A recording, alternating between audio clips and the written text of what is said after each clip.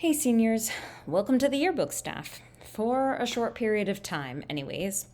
This email gives you all of the information that you need in order to guide you through how to create your page.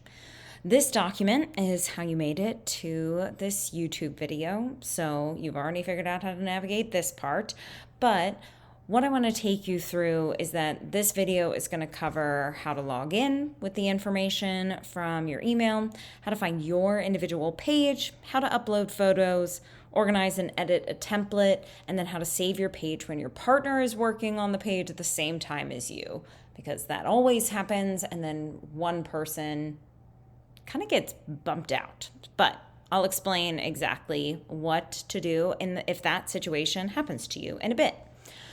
So the first thing you're going to do is you're going to arrive on the Jostens website, which always has an exciting and dynamic photo.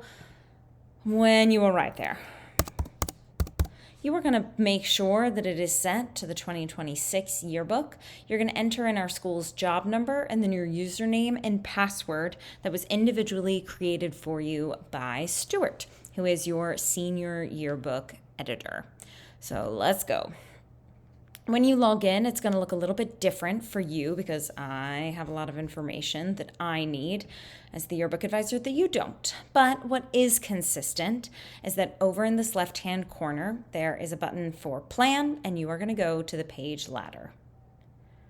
Now, the page ladder has every single page of the yearbook, but that's going to be too much to navigate through because we're almost a 300-page book. So what you want to do is filter by staff.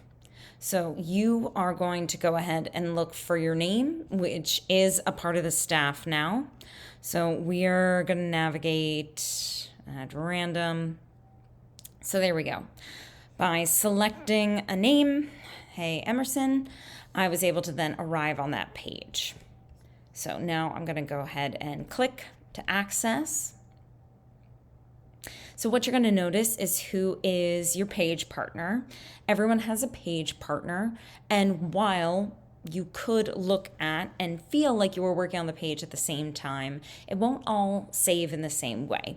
So the first thing you're going to do when you're working on your pages is you're going to make sure you have uploaded images. Now, these have been the images I was most recently playing with. You want to make sure you're in the activity section and you are going to expand out to find your senior page folder. I'm just going to choose the top one so I don't put anything in anyone else's folder. It should show no images when you open that folder. And then here, though, it allows you to upload. So I'm going to choose images from my desktop. I'm going to use some faculty photos. I'm going to pick photos of me in the 9th grade cohort. I'm probably not going to pick the right one. We shall find out together. So it'll upload. You can kind of see the bar here. This might as well be the spinning wheel of death while we wait for it. But this allows you to upload your images. When it is done, they will all populate over here. While I'm waiting for that, the other things you're going to notice that are already here for you on the page are photo boxes. You do not have to keep close, other English teachers. You do not have to keep all these photo boxes, and you can also change the sizing of every photo box. If you wanted to have a zillion teeny tiny photos or a whole bunch of very long photos, you absolutely can. If you like the sizing of this, then great. You can leave it exactly as it is. One of our goals is to have the senior pages match the theme, but it's your page, so play around with it. When you have photos uploaded, you then are going to drag them in to whichever photo box you like best. Now, one of the things that I really like about this website is how easy it is to edit and play with photos. So one, right now it's behind a bunch of images. So I'm just going to right click on that and I'm going to arrange it to bring it to the front. I also could do that with the tools over here, arrange. I'm going to make this a little bit longer and I'm going to double click on it to drag it over here. I'm also then going to make it a little smaller so I can see more of my fellow members of the English department.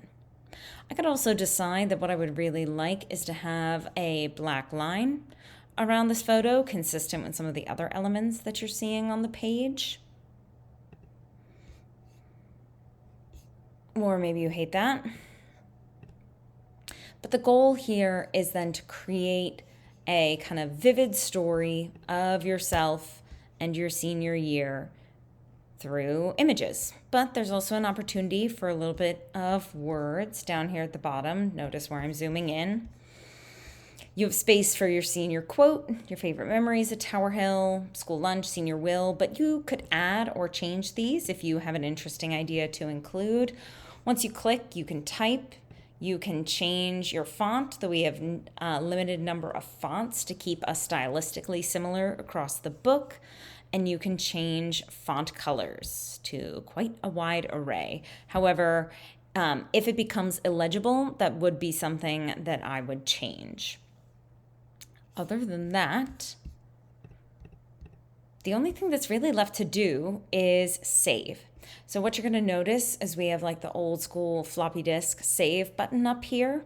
And so for the most part, you can just press save and you're done. However, if Sophie is at her home and Emerson is at her home and they're both accidentally working on it at the same time, they might get an alert of like, hey, someone else actually has ownership of this page.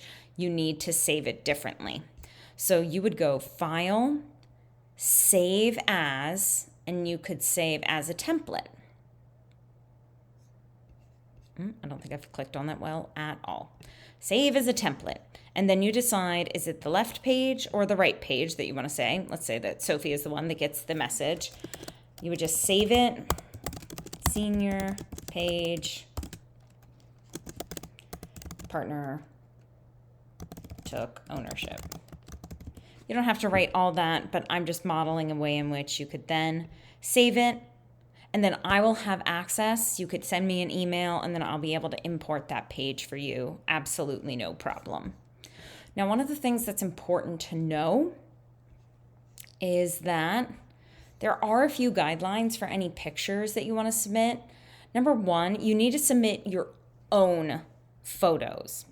No images saved from the internet, especially not something that has copyright. You want to keep your images school appropriate. So in thinking about what is our dress code, what are the behaviors that are sanctioned at school versus what are the behaviors that are going to get you into trouble at school. You should be thoughtful about what images you are including. If there is an image that we think is questionable, I will delete it. Keep the formatting provided as much as possible to match the yearbook theme. However, as I said, it is your page. If you get a really creative idea, follow it. We support you. And then finally, fill in the space as much as possible. The goal in the yearbook is to have minimal white space, hence why we've set it up the way that we have. So it allows you, one, as many photos as possible, and two, for you to really fill it in with your story and ideas.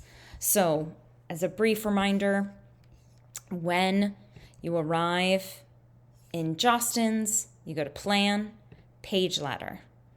You then use the filter to search by your name. Oh, I forgot. Why do I keep clicking on yearbook students? There we go. You then go to your page where you are able to find your senior photo folder, upload images, drag those images into these image boxes, resize them as you want to, add your text, save your page, and then you're good to go, everybody. Can't wait to see what you come up with. Thanks.